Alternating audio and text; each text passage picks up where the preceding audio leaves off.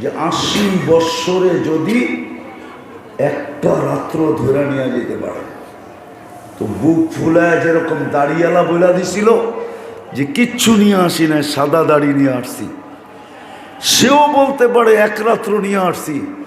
আল্লাহ যদি বলে বৎসরেই তো ৩৬৫টা রাত্র, ৮০ বৎসরে কত রাত্র গেল, কত দিন গেল, তুই বলতেছিস এক রাত্র, তো সে বুক ফুলায় বলতে পারে কেন এক রাত্রই তো ৮৩ বৎসর ৪ মাস।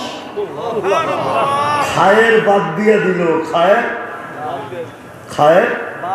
বাদ দিয়া দিল, শুধু আলফু সাহারি তো কি ৮৩ বৎসর ৪ মাস।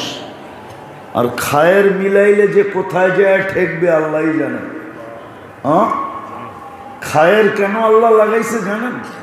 হুজুরদেরকে বলতেছি, খায়ের এই জন্য লাগাইছে, আপনাদের কিতাবে একটা তাসালসুলের মাসলা আছে, আছে না, বহস আছে না তাসালসুল।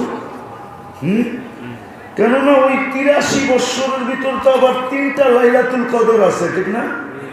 হ্যাঁ, ওটার ভিতরে তো আবার 3টা লাইলাতুল কদর আছে। তা আল্লাহ তাসালসুল বুঝাইতে যে বলছে খায়রুম মিন আলফি শাহর, এই খায়ের কোথায় যায় ঠেকবে এটা আমি জানি, তোমরা জানবে না। এই জন্য খায়ের বলছেন।